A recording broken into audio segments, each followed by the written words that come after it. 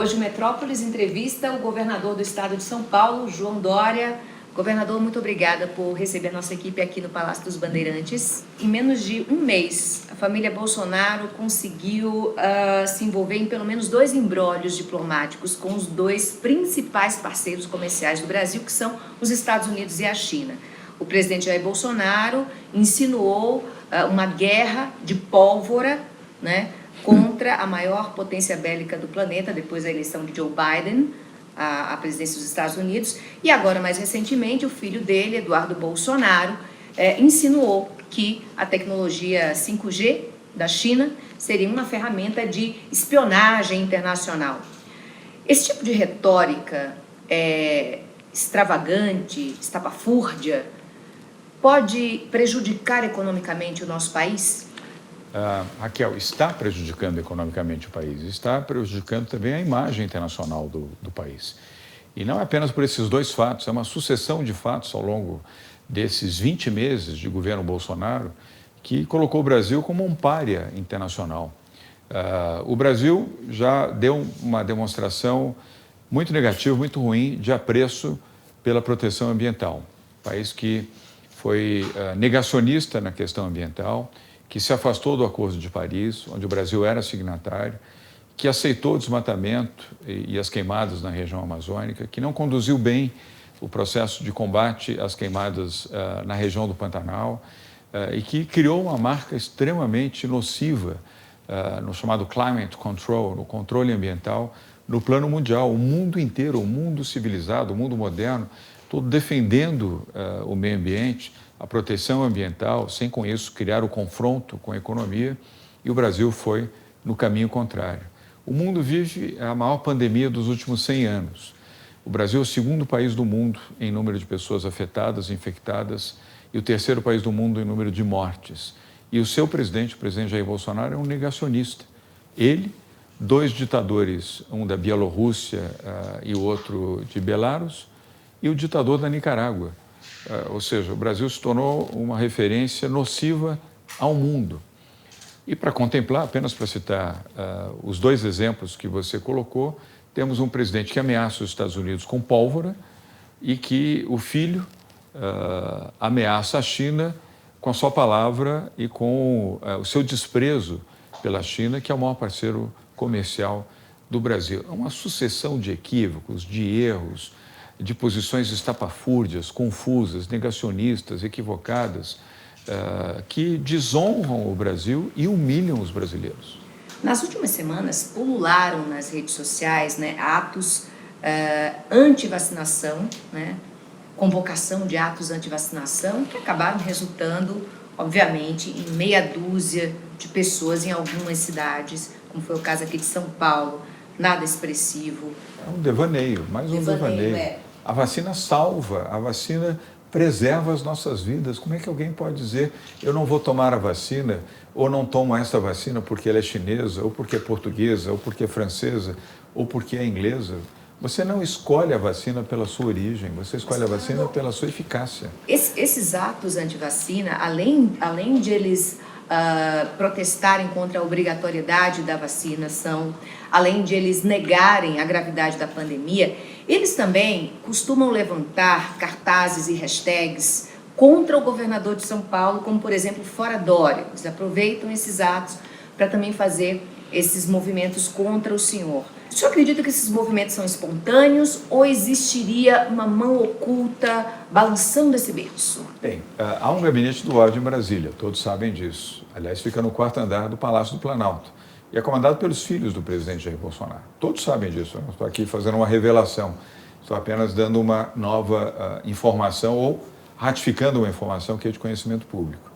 E todos aqueles que se posicionam contra o presidente Jair Bolsonaro passam a ser odiados pela família Bolsonaro, pelos seus filhos, pelos seus seguidores, pelos seus fanáticos. Nós saímos de um governo de extrema esquerda e embarcamos, infelizmente, num governo de extrema direita.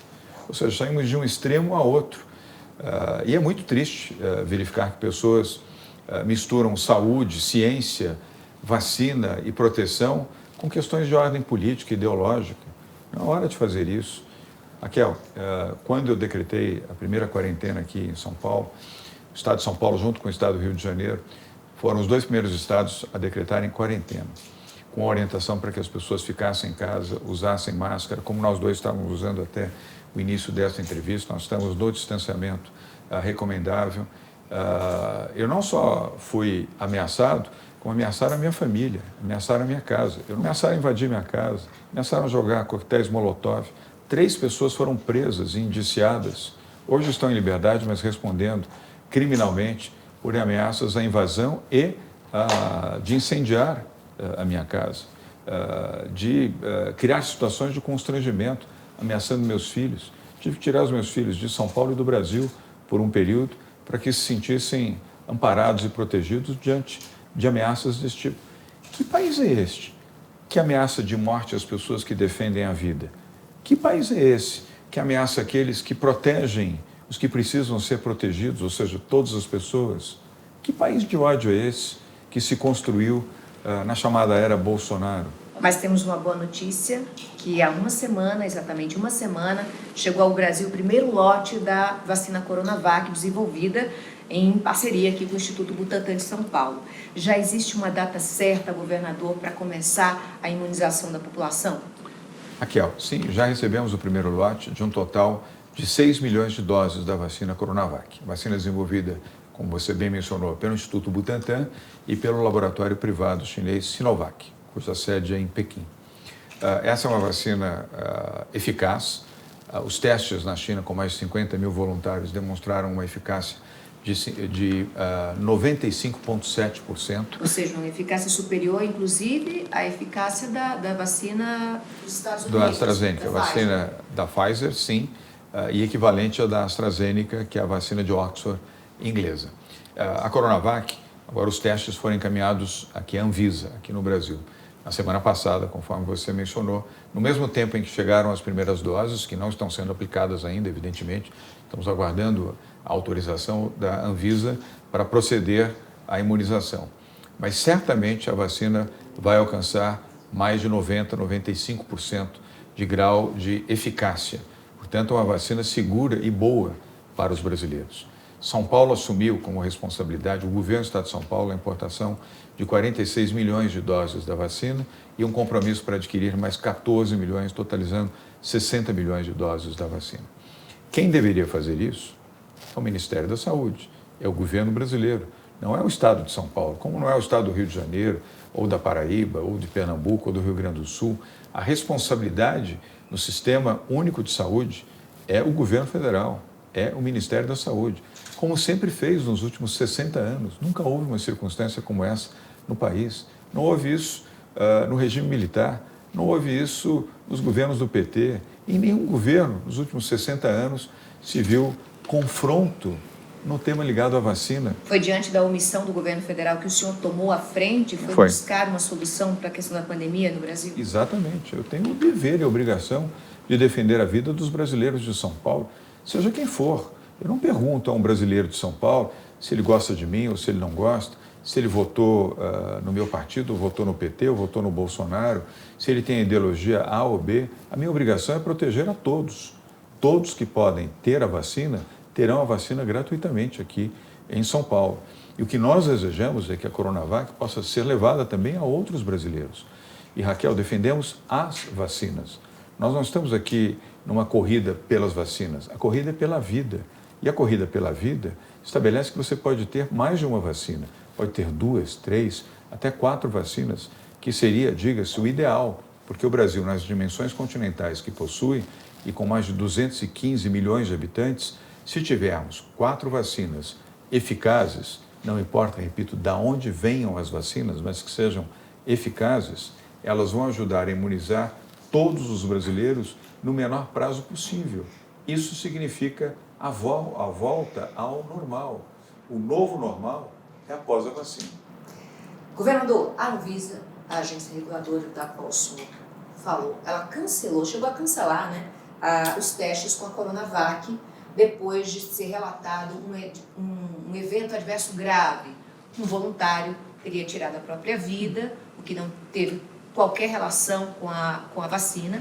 Bom, O senhor acredita que depois dessa atitude da Anvisa impensada, né, a agência ela pode sofrer ingerência política para prejudicar, por exemplo, a Coronavac?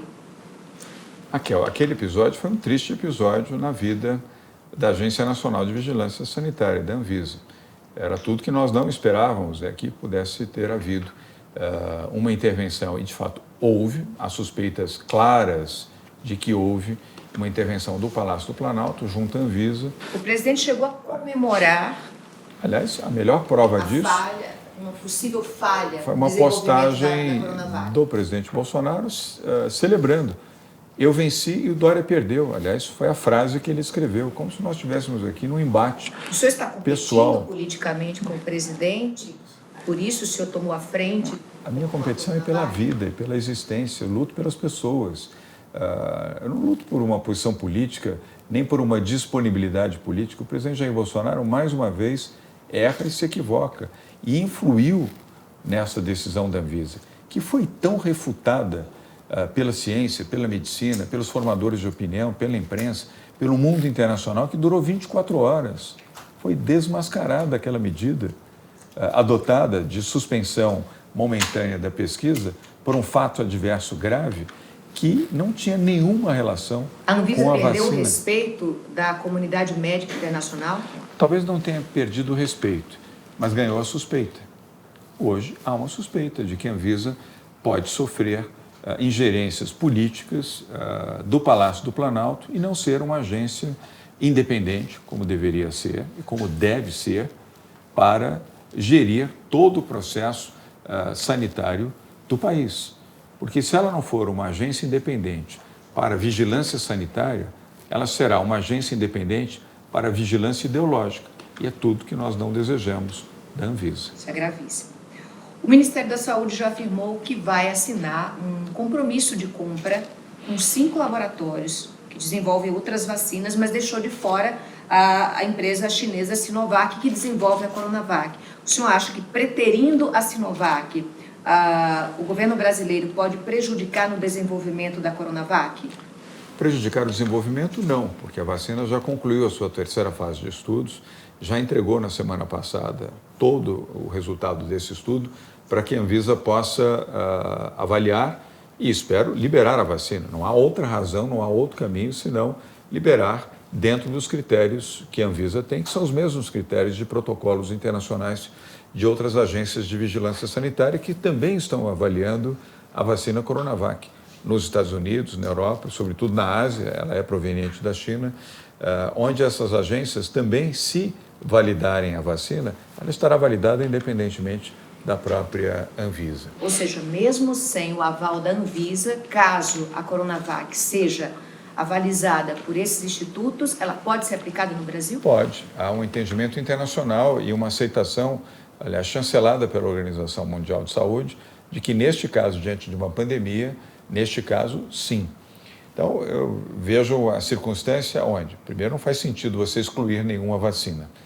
Se temos 6, por que não adotar as 6? E sendo que a Coronavac é de todas elas a mais avançada. A mais avançada. Cada dia que passa, Raquel e os que estão nos assistindo aqui no Metrópolis, nós perdemos mais de 500 vidas. Mais de 500 vidas, são 3 aviões lotados de pessoas que morrem, de pessoas que desaparecem. Será que isso é normal? Será que nós podemos adiar por uma razão política, ideológica, partidária ou absurda como essa, de analisar e desqualificar uma vacina porque é chinesa? E morrem de uma forma dolorosa, né, governador? Não é de uma hora para outra. Morrem sofrendo, longe dos familiares. E numa é a mais dolorida das formas, diga-se, porque você não pode ir nem sequer ao sepultamento e nem sequer, vamos dizer, a despedida que você faz num velório não pode ocorrer numa situação de pandemia, porque não se recomenda a aglutinação de nenhuma espécie, nem em necrotérios, nem em cemitérios. Então, é lamentável que o governo federal continue agindo desta maneira, a maneira tão errática, Raquel, e os que nos assistem aqui, quanto aquela lá no início da pandemia, em março deste ano, quando o presidente Bolsonaro e alguns dos seus ministros diziam, como continuam a dizer até hoje, Isso é uma gripezinha, isso é um resfriadozinho. Ou o presidente Bolsonaro, como declarou há 2 semanas, chamando de maricas as pessoas que usam máscara. E na outra semana anterior, chamou de covardes as pessoas com mais de 60 anos, que ficam resguardadas nas suas casas para protegerem as suas vidas e as vidas dos seus familiares. Este é o Brasil do Bolsonaro e da família Bolsonaro. É inacreditável que estejamos vivendo isso no século XXI, quando deveríamos estar dentro de uma circunstância de união, de compaixão, de proteção, para poder superar esse momento tão triste da vida do Brasil, da vida do mundo. Nós estamos no caminho inverso. Governador, a OMS diz que nós temos 11 vacinas contra a Covid-19 já em fase 3. Nós temos a vacina de Oxford, que está bem adiantada, revelou-se também ser uma vacina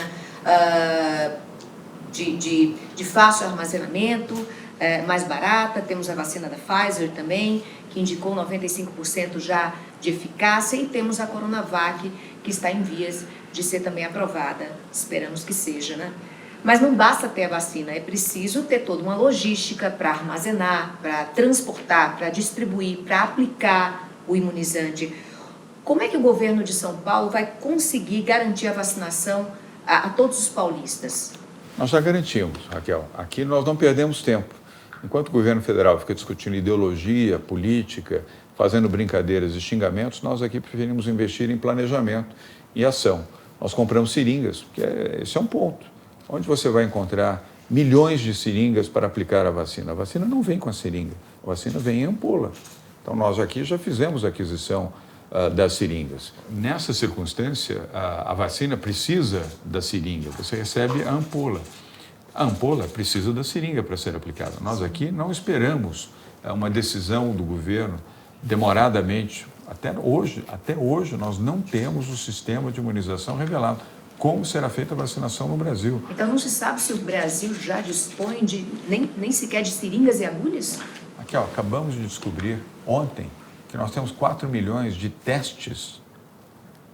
4 milhões de testes armazenados num depósito aqui em São Paulo, do governo federal, do Ministério da Saúde, quando estes testes poderiam ter sido distribuídos para os estados brasileiros para fazer a testagem dos brasileiros. Isso ajudaria no processo de imunização. Descobriram que estavam vencidas a maior parte destes testes num depósito largado aqui em São Paulo. O Instituto Butantan ele tem condições de oferecer a vacina Coronavac para outros estados, caso haja interesse? Boa pergunta. Tem. E já houve consultas de vários estados brasileiros. 7 estados já formalizaram consulta para a aquisição da vacina Coronavac do Instituto Butantan. E mais do que isso, mais de 40 municípios também fizeram o mesmo. E 4 países aqui do continente sul-americano fizeram isso também. E vale uma informação adicional aos que estão nos assistindo, nos ouvindo, nos acompanhando, Raquel. Iniciamos no dia 2 de novembro a construção de uma nova fábrica no Butantan, com investimento privado, em doações privadas. Esta fábrica será dedicada exclusivamente à produção da vacina contra a Covid-19. E por quê? Não vamos conseguir aplicar esta vacina agora, para a pandemia. Agora nós estamos importando, envasando e colocando depois nas seringas para aplicar na população. Mas nós vamos ter que tomar essa vacina todos os anos. Você, eu, como H1N1. Todo ano nós teremos que nos vacinar para nos proteger da Covid-19. Então, esta fábrica do Butantan terá condições de produzir milhões de doses da vacina, ela poderá produzir até 1 milhão de doses por dia para atender o Brasil no futuro próximo, ou seja, de hoje a 12 meses, para proteger a vida dos brasileiros e também da população de outros países vizinhos aqui na América do Sul. O presidente Jair Bolsonaro insiste em dizer que a vacinação não será obrigatória no Brasil. Como é que o senhor vê esse posicionamento do presidente da República? Mais um equívoco do presidente Bolsonaro, inclusive estimulando essa relação odiosa das pessoas, dizendo que o meu direito é não tomar a vacina. Eu escolho se posso ou se devo tomar a vacina. Diante de uma pandemia, para salvar vidas, o direito é o coletivo e não o individual. Você acha que o presidente Bolsonaro pode responder na justiça brasileira ou talvez na Corte Interamericana de Direitos Humanos por esse posicionamento anti-vacinação? Pode. Isso é uma espécie de genocídio? Quase genocídio? Lamento ter que concordar com você. É uma circunstância de uma ameaça de genocídio. De novo, Raquel, nós estamos perdendo 500 vidas todos os dias, ou mais. São 3 aviões grandes, lotados de pessoas que morrem todos os dias. Nós não podemos desconsiderar isso. Há pouco tivemos um acidente em São Paulo, de um caminhão, de um ônibus, morreram 41 pessoas. Uma comoção nacional, 41 pessoas. Nós já perdemos, no momento em que estamos fazendo essa entrevista, mais de 170 mil pessoas perderam a vida. Mais de 6.200.000 pessoas foram infectadas. Outras milhares de pessoas nos próximos dias estarão perdendo as suas vidas. Não é razoável que você utilize plataformas eleitorais, ideológicas, para defender que alguns podem tomar a vacina se desejarem e outros não. As pessoas têm o direito à vida. O direito coletivo deve ser preservado numa circunstância como essa. Você não pode, em nome do direito individual, dizer, você quer ter a sua arma, você terá o direito a ter a sua arma. E mais do que isso, terá o direito de atirar em quem você quiser. Não é um direito individual? Se é para a aplicação de um pensamento extremo, então você pode ter a sua arma e se alguém lhe ameaçar, se alguém lhe xingar, ou se alguém olhar a você de maneira atravessada, atire para matar. É o seu direito. É tão absurdo imaginar isso e afirmar isso, como absurdo é que as pessoas não tomem a vacina para defenderem as suas vidas e, com isso, a vida dos seus familiares, dos seus vizinhos e das outras pessoas. 170 mil mortos por Covid-19, mais de 170 mil mortos, já chegamos a esse número, infelizmente, aqui no Brasil. Segundo uma pesquisa do Imperial College de Londres, do Reino Unido, agora a taxa de transmissão no Brasil subiu para 1,3. Isso quer dizer que cada 100 pessoas contaminadas, elas contaminam outras 130 pessoas.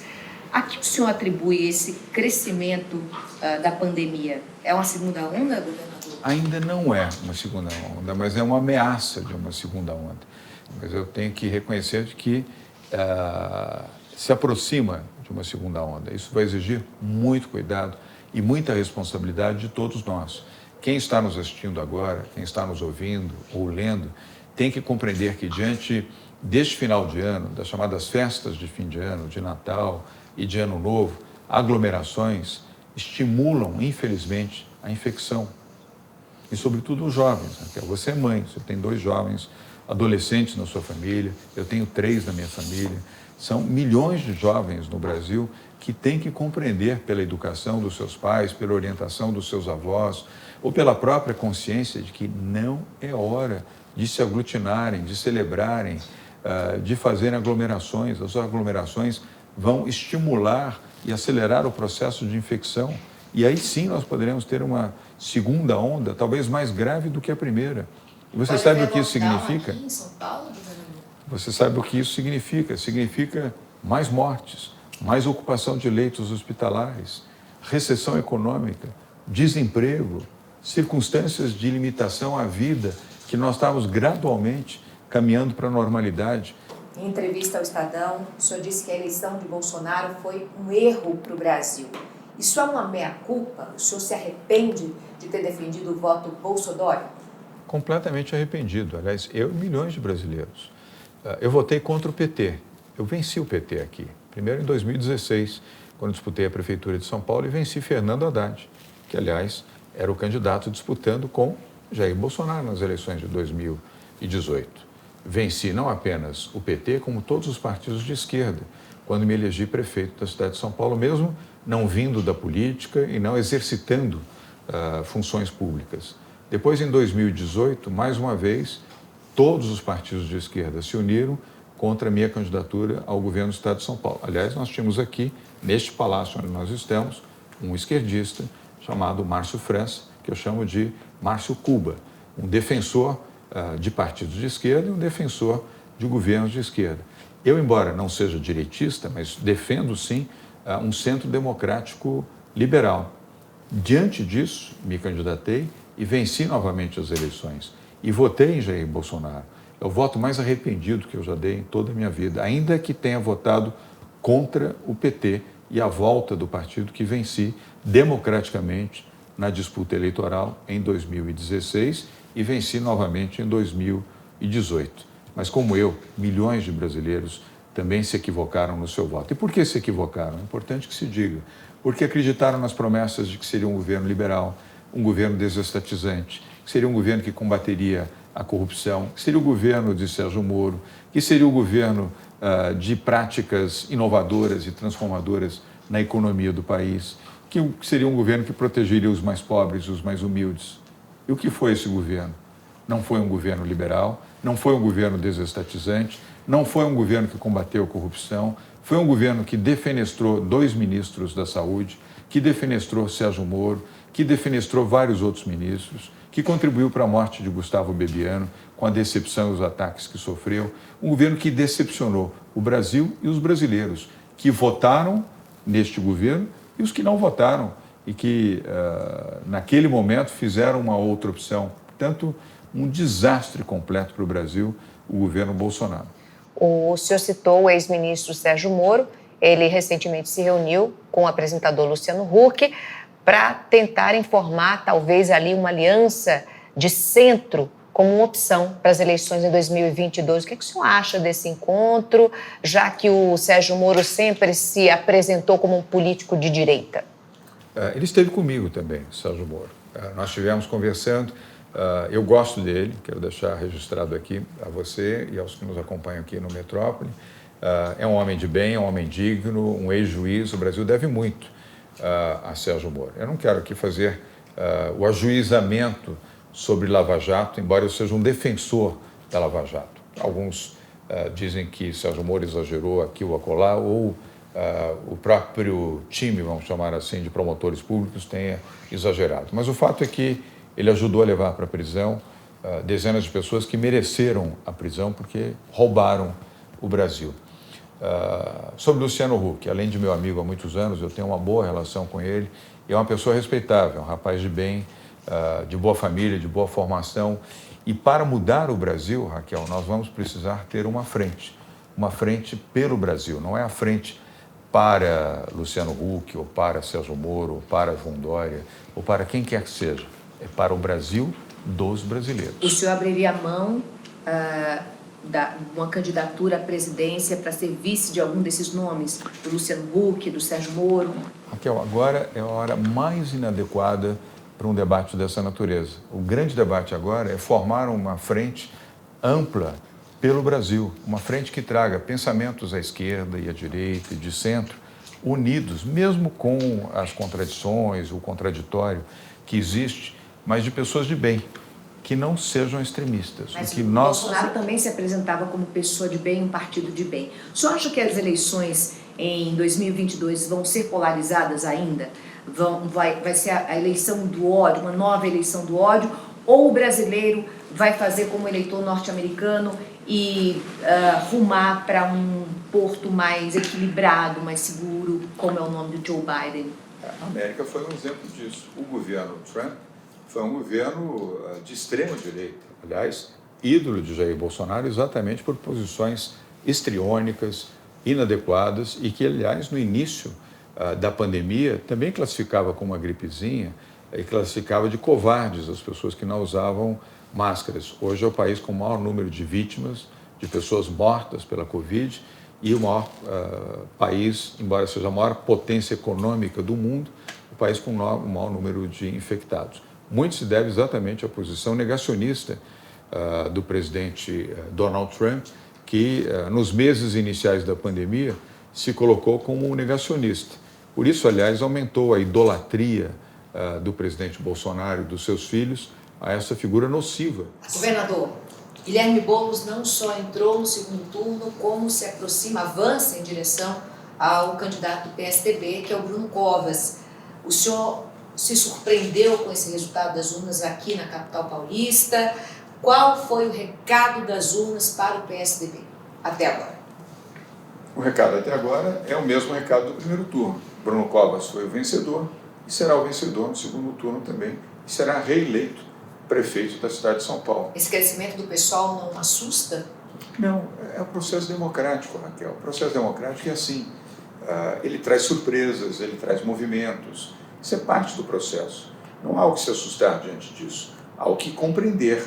Isso faz parte, repito, da democracia. A democracia é difícil, é complexa, mas ela é verdadeira, ela é autêntica, sobretudo quando ela é feita de forma correta. As urnas no Brasil, as urnas eletrônicas, o processo eleitoral no Brasil é inviolável, ele é correto, ele é positivo e é o resultado das urnas que se deve respeitar. Não há que se ter medo diante do crescimento de um candidato extremista, como é Boulos, que invade propriedades e que defende a invasão de propriedade pública ou propriedade privada. Eu quero distância de pessoas desse tipo e acho pessoas que se propõem a ser invasores, a defender a invasão de propriedade, de terra, de edifícios, sejam públicos, sejam privados, não representam o meu pensamento e, muito distantemente, do sentimento de fazer democracia, mesmo em nome dos mais pobres e dos mais humildes. Não é invadindo propriedade que você vai fazer justiça social no Brasil. Mas faz parte do jogo democrático. Então, eu entendo desta maneira. Mas nós estamos gravando essa entrevista antes da eleição, no segundo turno, no dia 29. Eu garanto a você, como democrata que sou, respeitando o resultado das urnas, que Bruno Covas será reeleito prefeito da cidade de São Paulo. Governador, muito obrigada pela entrevista e até uma próxima vez. Obrigado, Raquel. Obrigado pela oportunidade. O Metrópolis Entrevista fica por aqui. Até uma próxima oportunidade. Tchau, Brasil!